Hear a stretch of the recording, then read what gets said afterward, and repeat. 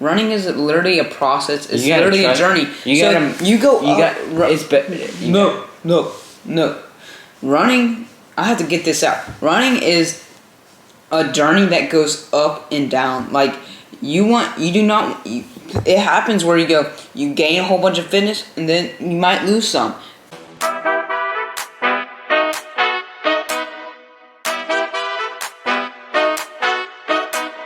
Welcome back to another podcast. This is episode 2 of the MC Running podcast. We tried to film yesterday, but we were just really tired and we could not get ourselves together. So we actually never filmed. We stayed in this chair right here for like 2+ hours debating if we should film or not. But I think we're trying to post a podcast every Sunday, but I don't know because we still got our YouTube uploading.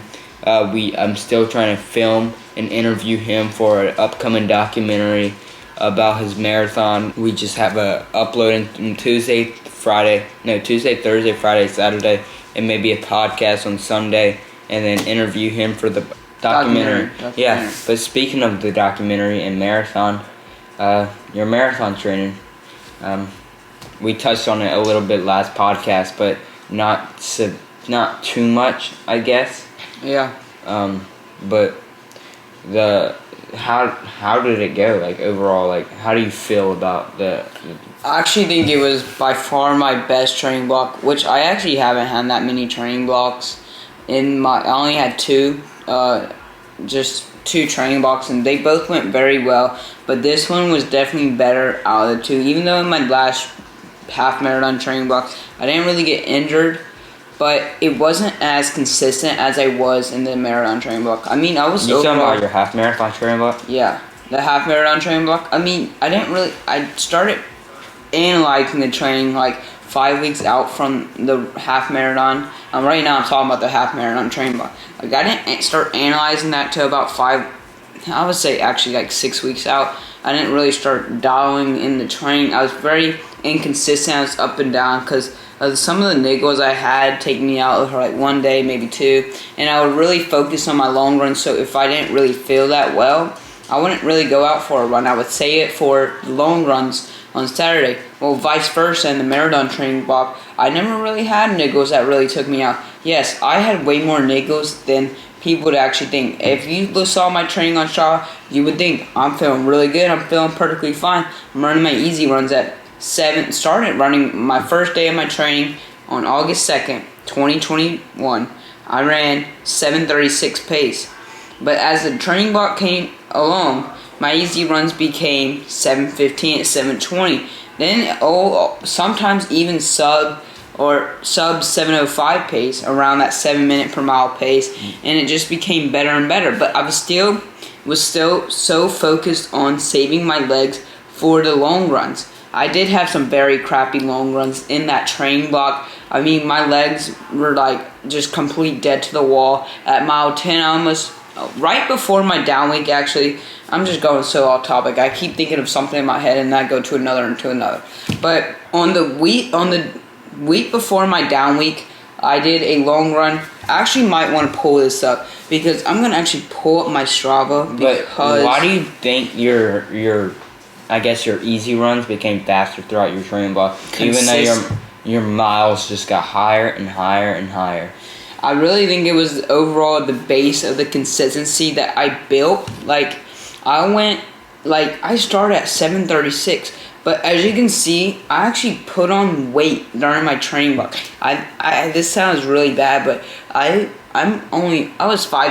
gained like 2 inches also during my training block. I started my training block at like 5'2", and I went up to like 5'4", and I started really? Yeah, it's funny.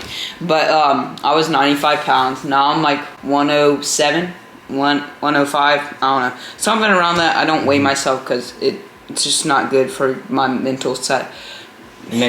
My mental health at all. And I really don't think it is. Unless you're really obese or whatnot, you could really... But as I got stronger throughout I would go to the gym. I would big gear cycling as my training block gone.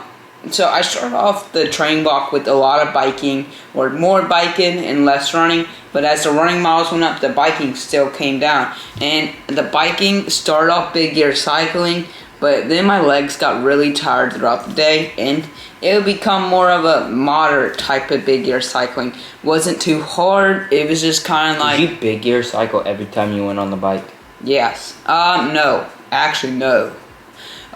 Gym days. So I had 2 gym days, right? Mm-hmm. Tuesday and Saturday. So Monday I would train and whatnot, and I had a bike ride always on Monday. Mm-hmm. I would big gear cycle on Monday, and that was actually not hard. My hardest big gear cycling workout was on Tuesday after my gym session. So I would wake up, I would go run, do my recovery walks back home, and I would later go to the gym. When I went to the gym, I would do all my gym sessions and whatnot and all that crap. And I would do all that stuff that I needed to build that strength. Especially as my training block did go on though, my gym work, my focus started going more to the running. My legs started to focus more to the running. Do you think you got stronger, like in the gym, throughout your training block, even though you tapered? I'll touch that another. But back to the cycling, I would come back home after the gym, and I would big gear cycling. Big gear cycle, and I would do 2 minutes easy, 5 minutes hard. 2 minutes easy, 5 minutes hard, and I would do that up until 30 minutes or something around that. And then at the beginning of my training block, I actually didn't do that but when the hurricane came through, we couldn't go to the gym, and I would always That's do when some. I stopped doing gym actually. That's when I cut off the gym. That's when I cut off walking. I was like. That, like, the day of the hurricane, I woke up, and my hip was, like, really, really painful. And I was like, I'm done strength training. I'm done doing this because I definitely inflamed it, my hip. But I would say the reason I inflamed it, I think I was just doing Stairmasters and the walk. And I was just moving the hip, rotating the hip. And with that, with PT, I wasn't necessarily strengthening it because I was just doing Stairmasters. I was walking. And that just was like external rotation of the hip, which was not needed. First, I should have just done straight up PT, and then I should have maybe introduced the walk-in, because they say going upstairs inflames hip bursitis, and that's what they presume is my injury. I don't know for sure. Yeah. As I said, I have my doubts. Like everyone should. Like when you diagnosed with an injury and it's been going on for 6 months and they still have like completely no idea. They just assume you're gonna have your doubts. Yeah. And they say going upstairs is actually gonna make it worse. But when I did the Stairmasters, my hip did not hurt. But now when I go upstairs, it kind of does hurt. Yeah. Speaking of doubts, I did have a lot of doubts. My training block of what the time would actually be, especially as it got closer to the race and I started to experience niggles. So I was training very consistently, like up until 13 full weeks, and then on the 14th week I trained for the 5 days, and then on the 5th run, which was a Friday, I started to get hurt, which actually on the Thursday run of that week, I actually started feeling the pain, and then Friday I ran through complete terrible pain. Like my pain was on a scale of 8 out of 10, and it just kept getting worse and worse and worse. What niggle was this? The glute. In the glute? Was that before the ankle or after the ankle? That was after the ankle. It was? The ankle wasn't serious. It's more of a niggle. It never took me out of running. I thought about skipping a day of running, but I never did. I just kept on pursuing my running and my training. But about the niggles, like if you saw my training on Strava, you would think I felt perfectly fine every day. I would run. I did. I don't think you told me these things. No, I really didn't. You would think I really did feel fine every day, but Wednesdays sore as can be. And this is the day I would run a medium long run. You think your medium long runs are too long? It got too long. It got to a point. You should have. I should have. Should you have started to balance your medium long runs? Yeah, like Monday you run a little bit more. Tuesday you run a little bit more. Wednesday you run a little bit less. Thursday, Friday you run a little bit more. To balance that medium long run, because you were essentially running 2 very long distance runs. Yeah, my medium long run got after the gym. The day after the gym, like which could cause soreness. And when that sore, like you were describing, you were pretty sore. it can change your gait cycle, the way you run, cause you get injured. Because one of Seth Demore's video was talking about blisters. What happens with blisters, they can be so bad that you're forced to take off and running, because the blister can be so terrible that it actually changes your gait cycle, changes the way you run, and actually causes injuries. Like in his cross-country days, he talked about how his teammates would have blisters. They would change their running form, and they would end up with like knee injuries such as like tendonitis and stuff. Yeah. So I'm just going to analyze my training week right now. So Monday would be a run and a bike. Tuesday, run, gym, and bike. Wednesday, just a long run.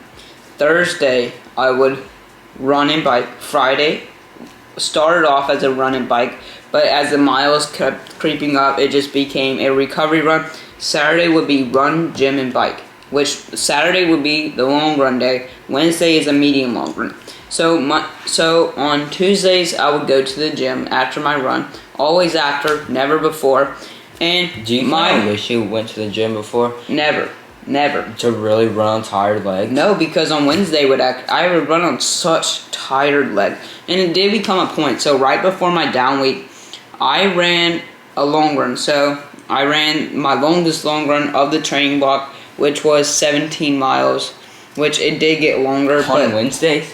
No. Well, actually, I might have actually ran. Yeah, I ran. My longest medium long run was 17 miles, which that's more of a long run. That was my last run before I got injured. But my last run before I took a down week was a 17-mile, a 17-mile long run.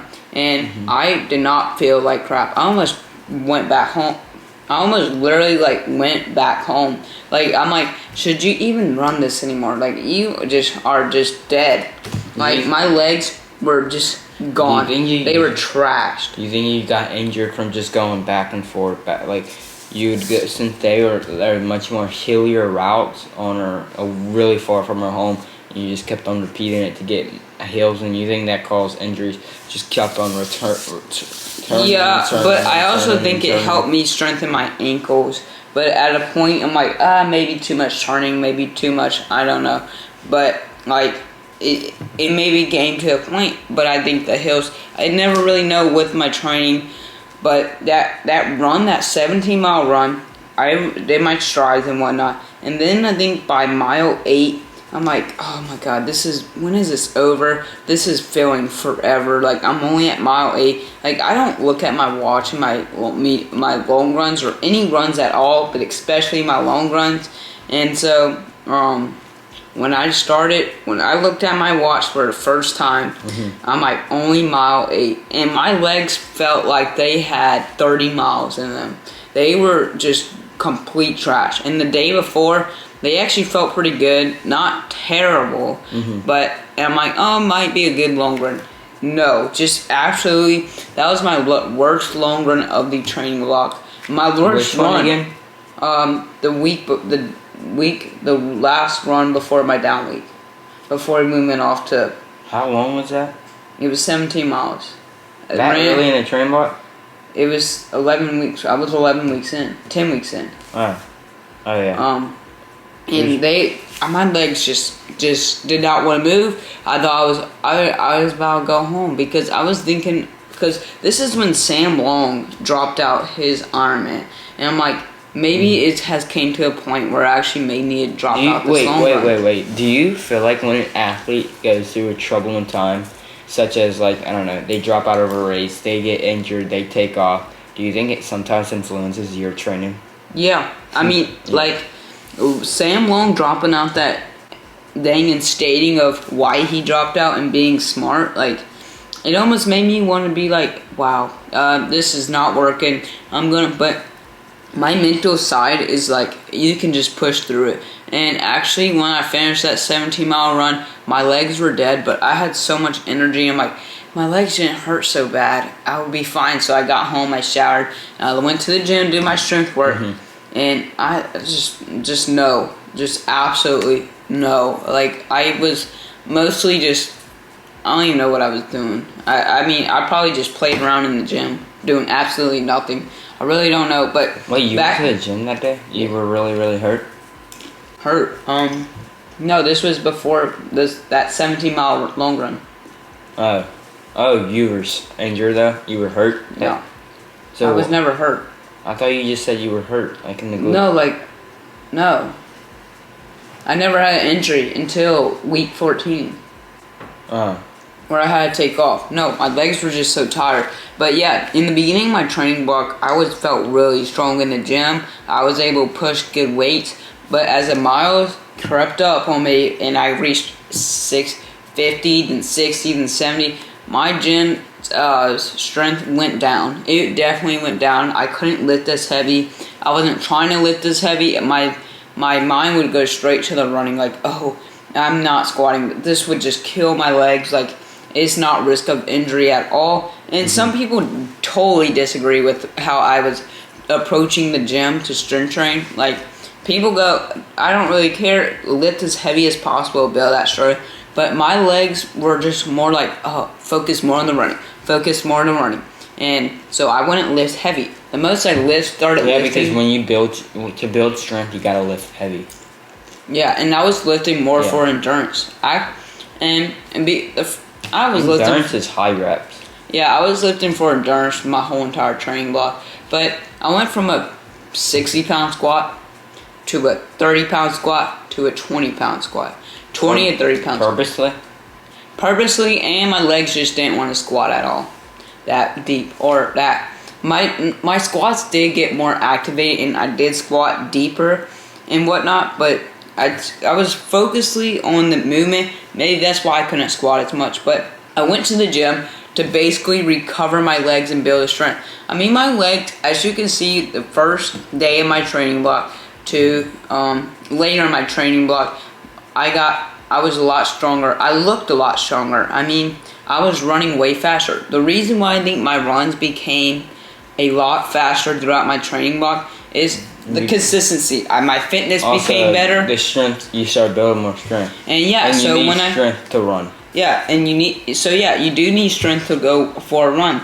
And so as I got stronger in the gym, I was able to put out so much more power in my runs. So when I think the thing that was holding me back to be able to go faster was not my endurance. My endurance was perfectly fine. Like, it was my actual strength. Like, during my half marathon training block, I did no strength. I mean, I did, but I was doing core twice a week. In this training block, did core every day, besides Sundays.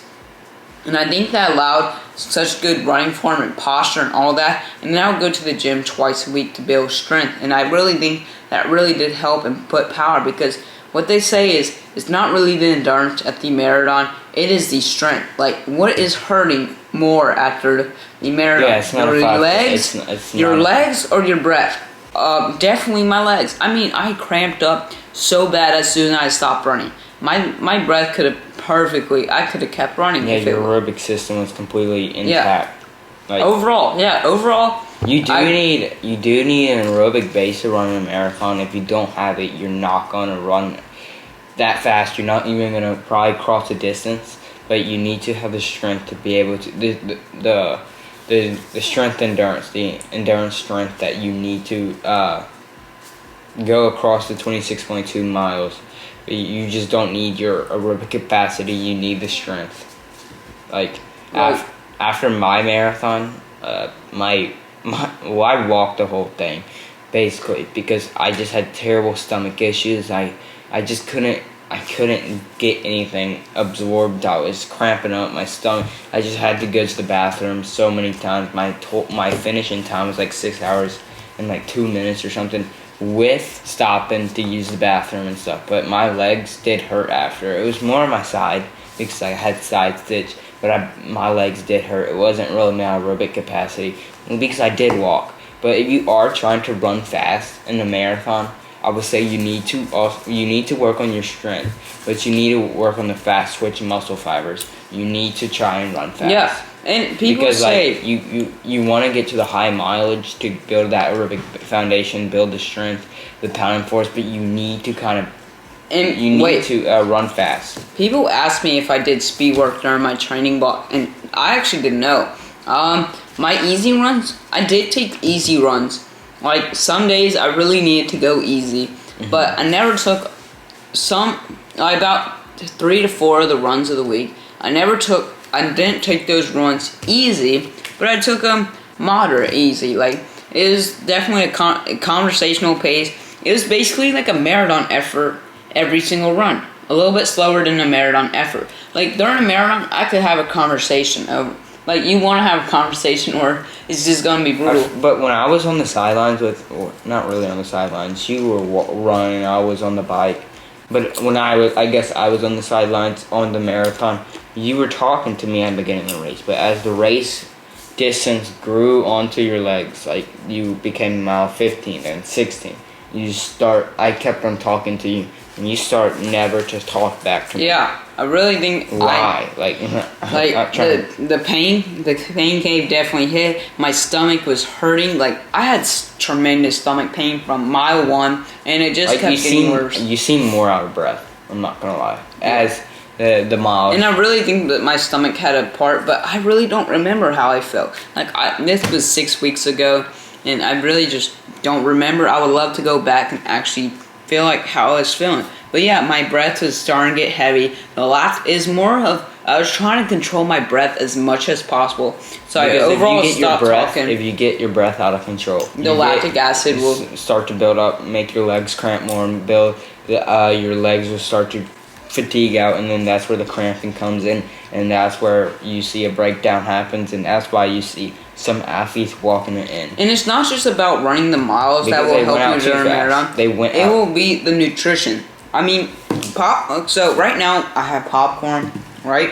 Mm-hmm. And this was my go-to snack. Like, I never ate popcorn the night before a race. Never. I never have. But I literally trained on it every single night. I would have 3 to 4 bags every single night. Yeah. And so when I got to it, the race, I'm like, well, after my bowl of oatmeal, I mean, it's just a nightly thing to have a bag of popcorn, if not more, after my dinners. And so I popped 2 bags of popcorn, and I ate the popcorn. Like, nutrition was very key. I got around 50 to, 150 extra grams of carbs with the popcorn. Yeah, each bag of popcorn has like 25 grams of carbs. My fitness was there with the marathon, but I really think what pushed me through has how I carved up. Since my stomach did hurt during a race, I couldn't take in how I planned my nutrition.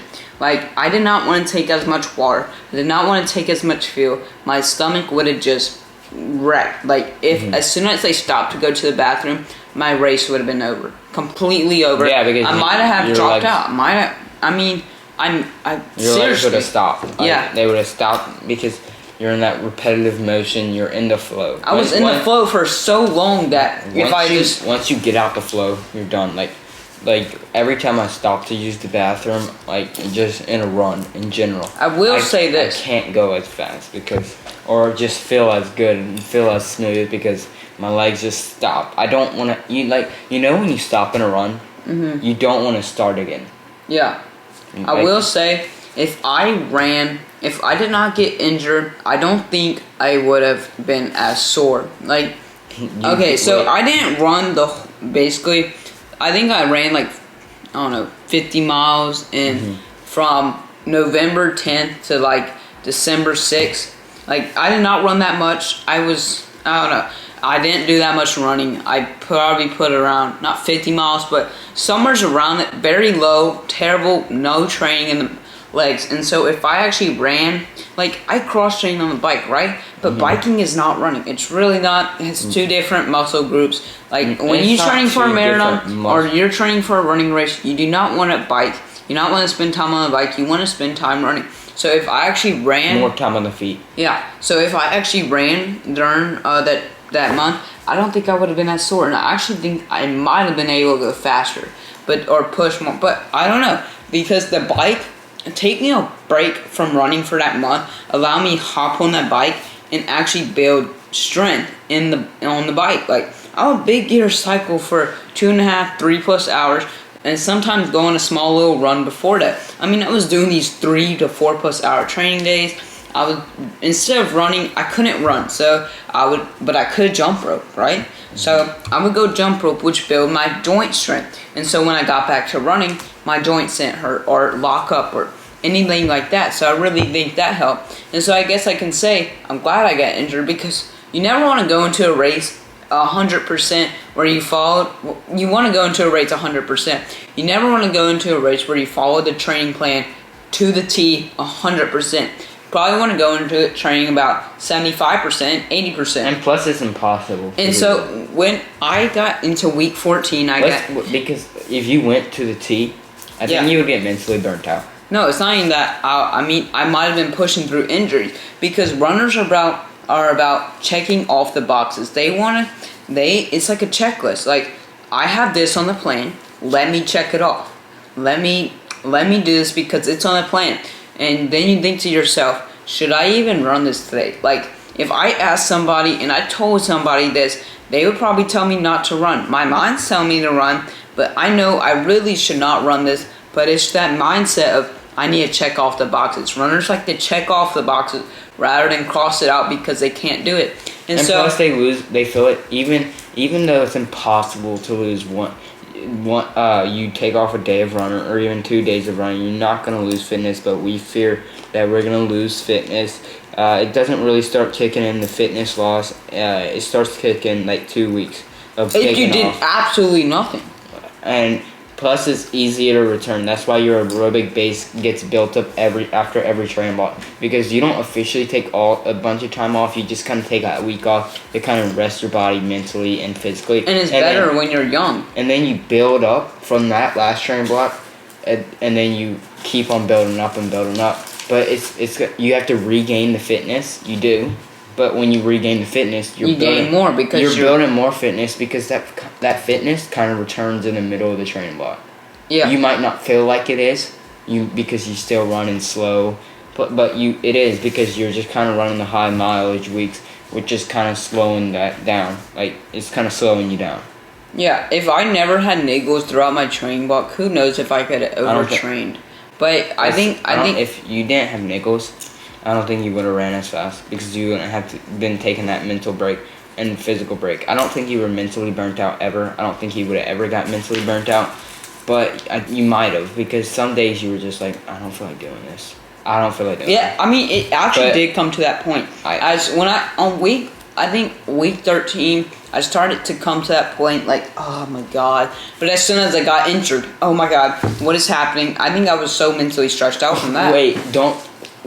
When you're but when you cross out, like, instead of, because when I got injured before, I got that glute pain that took me out for a good while, and then before I got that meniscus pain, I wanted to check off that box. I knew I was in pain, and as soon as I started to run, I'm like, no, you need to go back home. You really need to just stop this run. But I had that mindset. I need to do this. I mean, I really do. I mean, it's part of my training plan. I literally have it written down in pencil, not pen, pencil. And even if I had it written down pen, does not mean I have to do it. Writing does not dictate how your body feels. If you cannot do it and you hurt too bad, most certainly you should not do it. And I'm glad I did that run, because it taught me something, because I ended up with the injury that could have ultimately not led me to racing. I would say when you're mentally burnt out, you don't wish upon an injury, but you're like, I kind of wish something happened so I can just kind of like have an excuse to take a break, you know? Yeah. But when that injury does come, you're freaking out. You're like, oh my God, I'm injured. What am I going to do? Like, literally, what am I going to do with my time? What am I going to do about this race coming up? I lost all this fitness. I'm just screwing myself over. Yeah, and I think I'm glad that kind of happened, because it gave me a mental reset from that routine. Like, I was in the same routine every day, and I loved the routine and all. But it comes to a point. It becomes to a point like, oh, maybe you just need to take a break. So I guess I can say I'm glad I got a little hurt. Take a little break to bounce back and actually be mentally ready and end up being physically ready for that training, that race and whatever I had upcoming in the training, because it allowed me to take a step back and focus on other training that was actually very beneficial for the marathon. I mean, if you look at my Strava, jump rope workouts, core, I actually took a break from all strength work, and I would big gear cycle.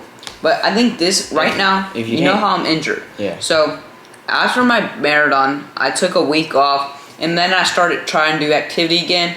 And I can do activity, I can bike and all that. But as soon as I started running and I hit the pavement, no, my Have you ever tried to run on like softer, like the grass or? Yeah, I ran barefoot in the grass, and that actually did help.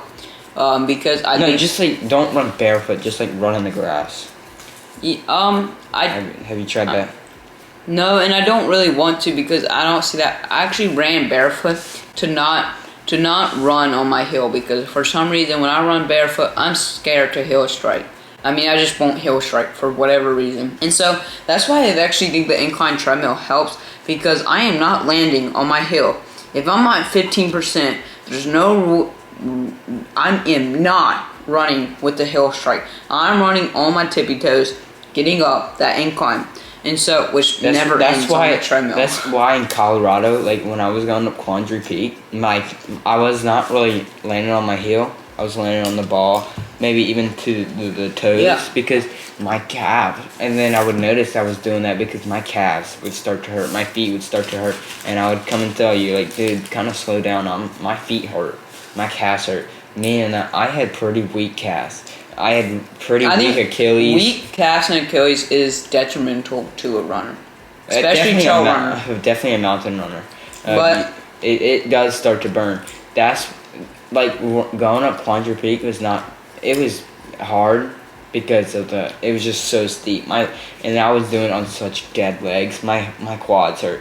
And then plus the altitude, I had to stop like every 10 meters every minute or so just to take a breath and also just rest the quads. My quads were just crying for help, and then my calves, like for the first part, my calves and heel were hurting really, really bad because they weren't warmed up. But as the run of me running up Quandary Peak, as I did that, the quads hurt more, but the calves and feet actually felt better because I think it was warming up. When it wasn't warmed up, like my feet and stuff, it hurt a lot more.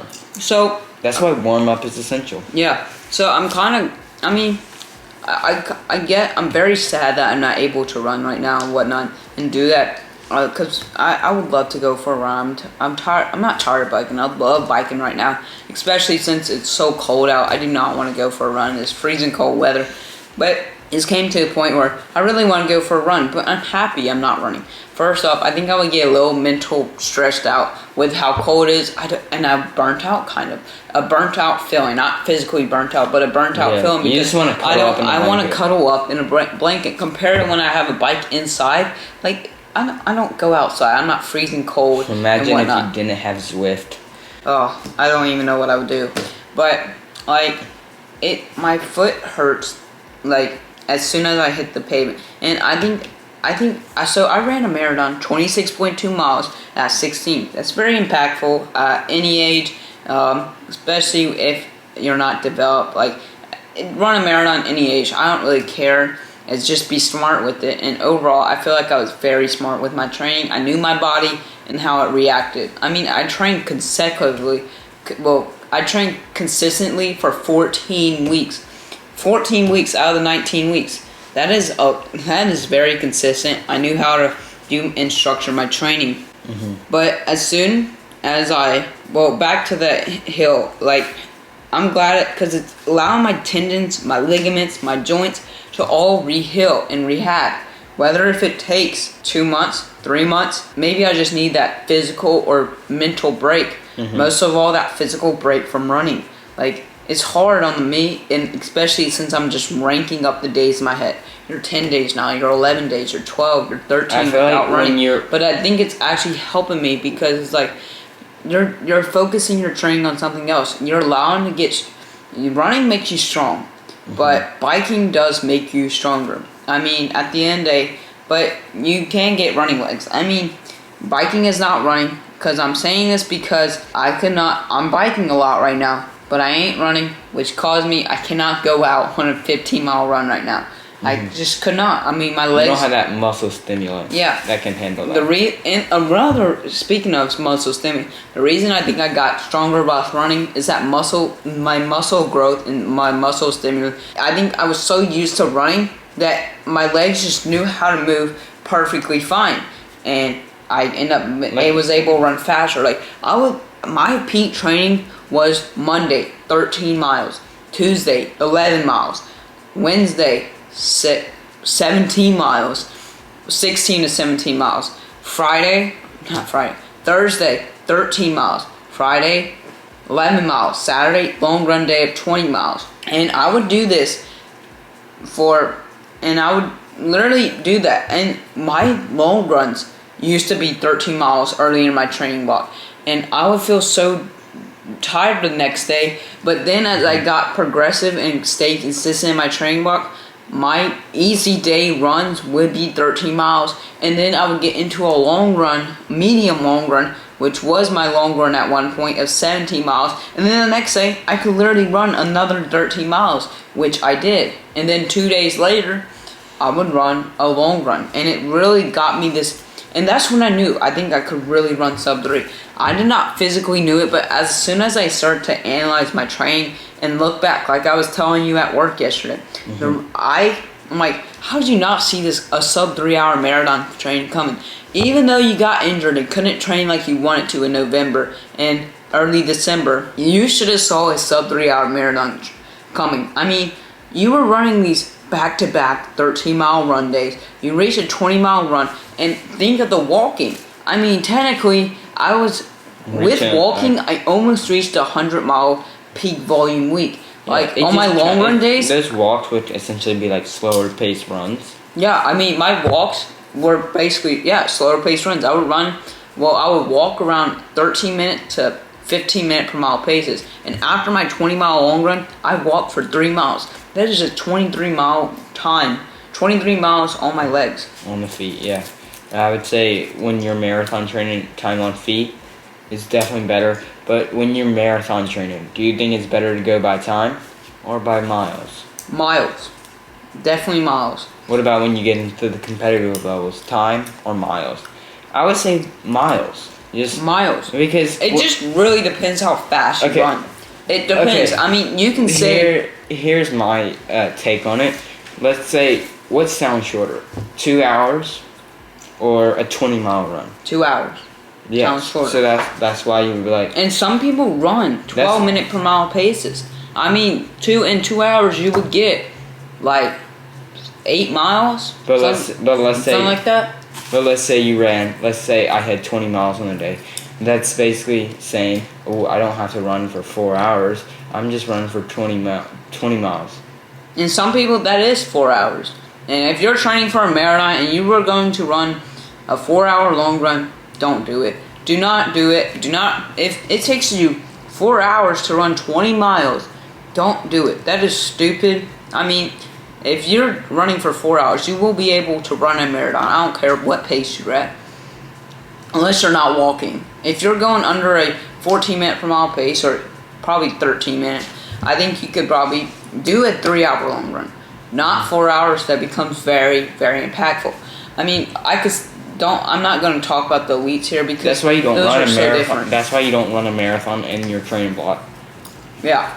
Most people when you're running cap off at 23. When you're training when you get to the higher distances, you don't run that distance.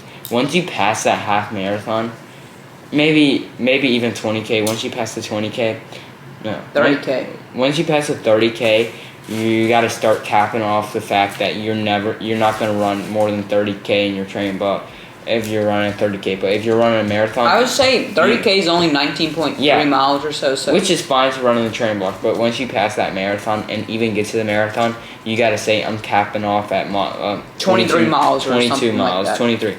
It's not smart to run a marathon in your training block because that's essentially you're going to run 2 marathons in that time. And that could really affect your race. And that could affect your race. You could peak too early. Not necessarily on your first marathon, but on a training run. Like for when I was training for my half marathon, I don't know what I was doing. I was just clueless to train. I didn't know how to train. But I'm assuming I peaked early. Because why? Because I ran a half marathon. Basically at my goal pace, I did PR. I got 1:30.54. But I PR'd. I straight up PR'd by a good bit. Like 1 minute and 30 something seconds. That's a big PR for me. I'm surprised especially I at never. a half marathon solo. So like that's an incredible feat. Like you don't once you pass that marathon, you don't want to run a marathon in your training block. You don't if you do a 50K, you don't want to run a 50K. I don't even think you should run a marathon in your training block. But once you get to the 100 miles, you're not running 100 miles in your training block. I would suggest running 30 miles, a marathon, but because that is a 100-mile distance, and you definitely want to run 100 miles a week when you're training for a 100-mile race.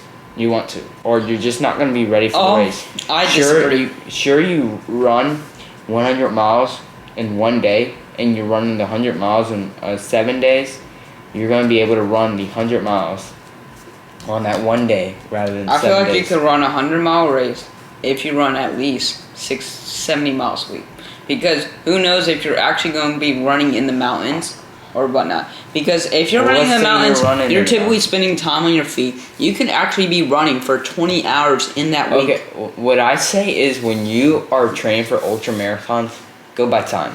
Yeah, because typically I say that marathons, you're not running a 4-hour long run. Ultra marathons, you are running that 4-hour marathon. When you're training for ultra marathons, you're normally training in the mountains. You're not going to be like, because when you're living in the mountains, you can either choose the flats, up and down kind of, or the mountains. If you be like, I'm running 20 miles today, or are you running in the flats, or are you running in the mountains? If you run in the mountains, it's going to take a lot more time, even though there is a straight up uphill and then there is a downhill. You're going to spend much more time because overall a big mountain will slow you down. It's going to get more tiring on the legs. Rather run on the flats. It's not going to be as muscle challenging. Wise. Yeah. And speaking of the mountains, Colorado was definitely fun. Definitely fun. I mean, I built a strong aerobic base in it. And then I got injured, which kind of made me really irritated because I was like, I built a strong aerobic base. I built red blood cells. Sure, there is muscle memory, and that's how I'm able to go and just be able to start running. But I was just kind of mad because I built this strong aerobic foundation up in Colorado, and then it just kind of went to downhill as soon as I became injured. Because I feel like once I became injured, I didn't know I was going to be injured for this long. I thought I would at least ran in the New Year's. But I say, as time goes on, you've been off of running 2 months, you no longer start to count the days you've been injured for. You start to count the months, maybe, the weeks. You don't say, oh, I've been off for 40-something days. No, you're like, I've been off for 2 months. I've been off for 8 weeks. Once it passes that 2-week range. At this point, I'm no longer counting the days. I'll go look at my training book and be like, okay, I haven't ran since, and then I'll ask Siri, how many days has it been? I'll be like that, but I won't remember that number because I just it's gonna be more days. It's gonna be more days, and I'm just keep on losing fitness day by day. I'll probably am like a new runner at this point now. Yeah, I gotta say we're pretty lucky though in Colorado. I mean, when we got the steamboat, we saw these big ski mountains. And mom and dad would literally let us go run up in the mountains, 6 miles out. 10 miles out actually, because we would run 10 miles back. But literally 10 miles out, and literally the middle of nowhere's in the mountains, altitude. Going up mountains, 2,000 feet, 3,000 on these feet. random trails. I mean, but somehow we just have such a good sense of direction, and we just have we just love the mountains. We could spend so long in there. We know good about nutrition, so we take on our nutrition. One day we actually did not bring enough nutrition. Yeah, I don't know what and that's the day we got lost and separated. Because I don't think we knew that we were going to be in the mountains that long. We said 6 miles or something. We did, didn't we? Oh my God, we really did. We said we were going to run 6 miles because we were. But then what's that? Then I found the ski trails.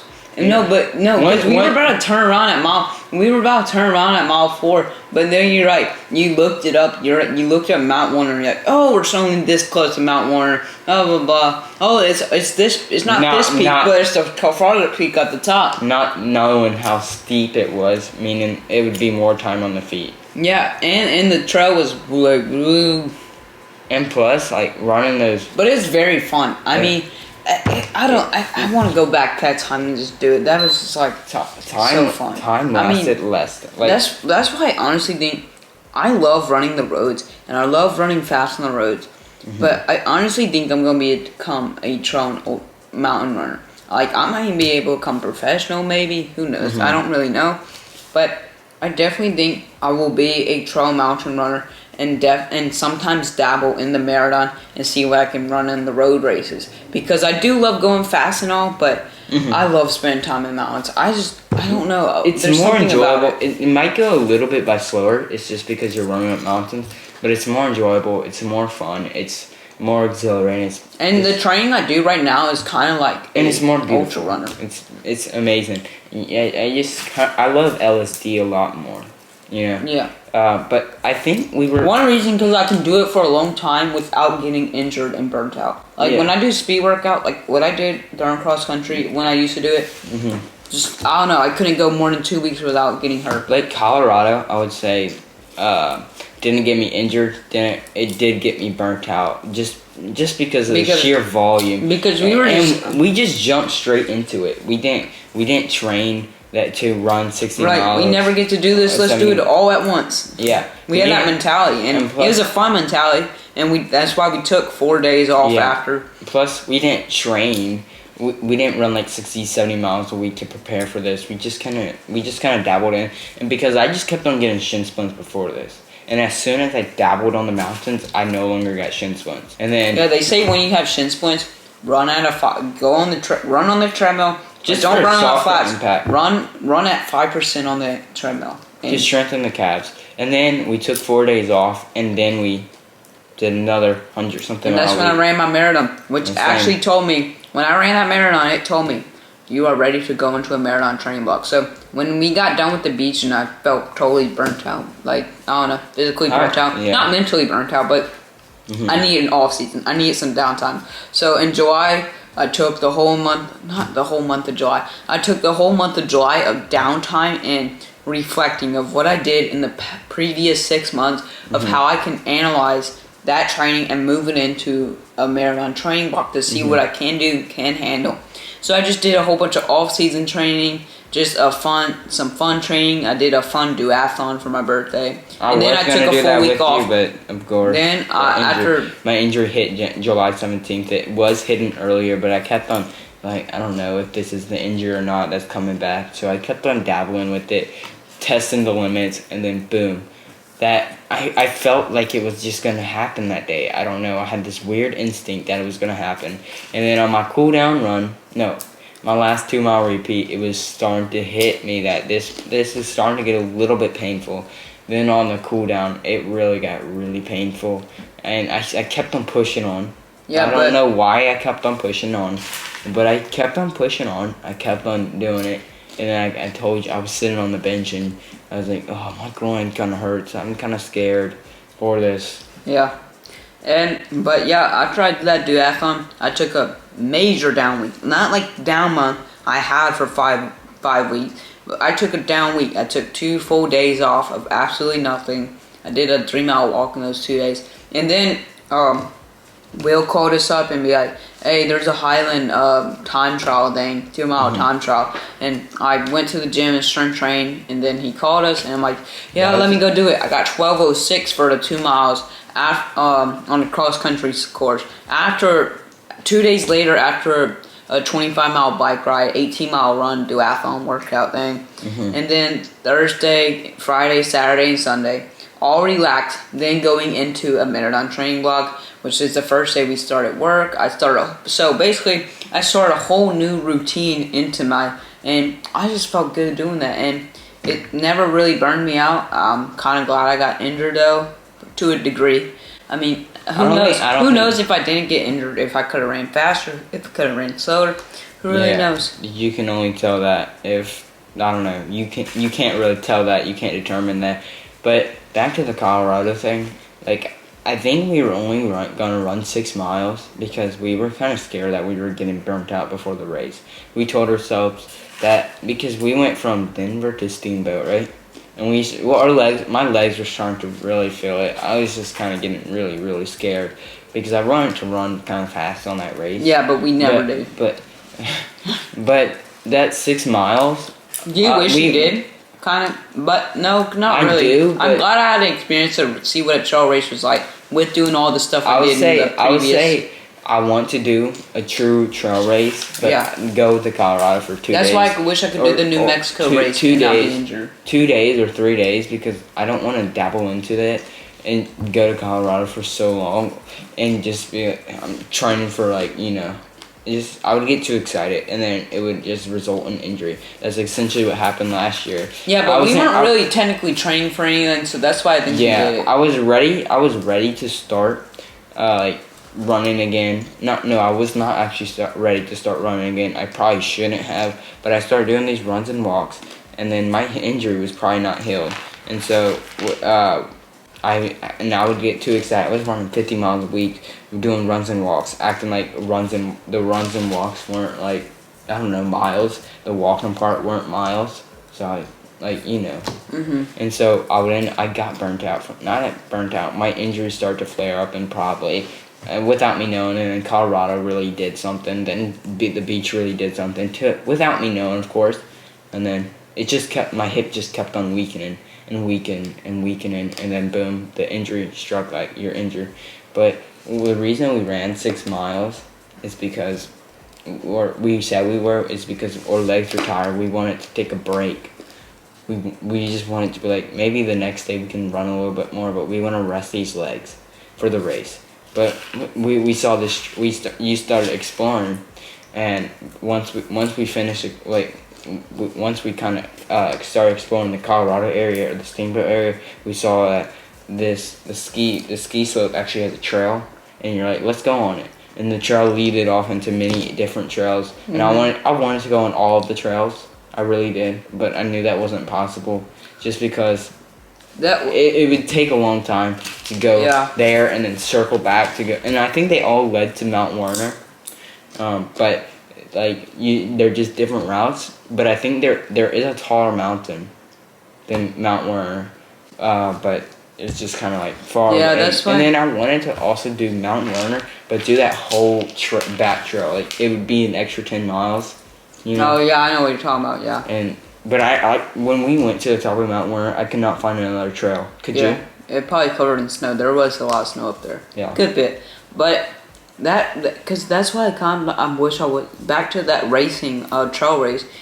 That's why I kind of wish I wasn't injured, because I'll be starting a training block this upcoming week to be 12 weeks out from a trail race. But with this heel pain, I really don't want to know. I don't want to go into a training block and be all stressed out. Because it wouldn't. But I want to dabble into a trail race. But maybe later in my future, maybe later this summer, or I don't know, next year. There's always a next year. I'm still young, so I have a lot to go. Yeah, you can't just rely on this one race to make things happen. You have to look at your journey through the lifelong process, because running is not that one race you focus on. It's that multiple races, you know. And so do you think you could have had a better train block? No, I really don't think so. Just because I got injured does not mean I could have had. I did 80% of my training. My training block was around 5 months. I trained really good for 4 to 5 months. That's 80% of my training that I trained perfectly the way I wanted to. Do you think your injury with some niggles? Do you think your injury made you have a good training block? Yes. And also, do you think you will ever have as good of a training block, or even better than that? I really hope so, and there's definitely potential and possibility, especially when I get stronger and better and faster at running. But who really knows? Time will only tell. The future awaits, and you just gotta live in the present. Never live in the past, because if I looked back at my fitness, how it was during that marathon compared to now, it would cause way more mental anxiety than I have right now, because I'm like, I know I can't run as far, and I know I can't run as fast. I just have to. I'm still young, so I definitely need to back up to that point. But if I go try and run a marathon, I definitely won't be able to go as fast, and maybe even not even run a marathon. I can't look at that. I really can't. It's not something to look at. Injuries happen, things happen. You can't always have the same fitness. If you have the same fitness, you'll never get better. You'll never get better, and it will never be fun. Even if you kept gaining fitness from you're like, I race this, but I'm gonna gain even more fitness when I do race the next race. It's not fun. Running is literally a process. It's You gotta literally a trust- journey. you so gotta- you go You up. got. It's be- No. Running, I have to get this out. Running is a journey that goes up and down. Like, it happens where you gain a whole bunch of fitness, and then you might lose some. But you gain a little bit more, but then you drop roller down. coaster. Yeah, just like your training miles, it goes up and down. And running is literally a journey that you go through. So you don't want to you want to constantly get better, but you want to go through that journey where you sometimes develop into getting better, but then you sometimes have a slow drop because life happens, injuries happen, and so on. But then you go back up, and you're going through that process. You're going through that journey because that's what's running about. It's running through your life, because like life happens, and you have to make up for it. And you just don't want you want a slow growth, but you're not going to run a race and get automatically better and then run on. You will sometimes lose some fitness. And it's just about going through that journey. And you have to gain it back. Yeah, that's fun to gain fitness back. Like, you're like, oh my god, I'm back as fit as I was 6 months ago. And I'm actually getting even more fit. Like, it takes longer to lose fitness than to regain fitness at the end of the day.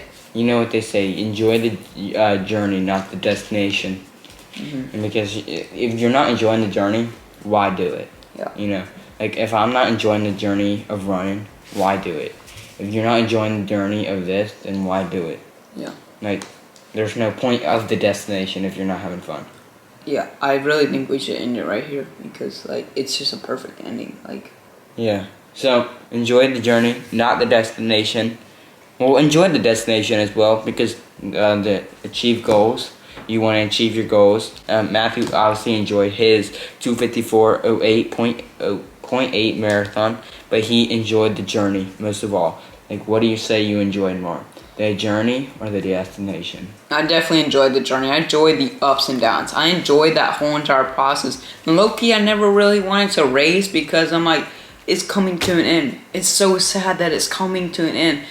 What am I going to do next? Like, I trained so good. Like, now I have to take time off. But I get to go through another journey soon. But why? Why? Just why? Yeah. But I did get delicious popcorn. I think we should actually create a YouTube video about what do you like better, the journey or the destination. I'd say the journey. That's what life is. Yeah, because journey. That's essentially what life is. You do a whole entire journey to get to the destination. Life is the journey, not the destination, because obviously the destination of life. Well, you know what I mean by that. Like death. Not to be crazy it here. Happens. But question of the day is: do you like the journey or the destination more? Answer down below in the comments, and we will see y'all in the next podcast. Comment down below what y'all want to see in the next podcast, but we will see y'all next one. Peace.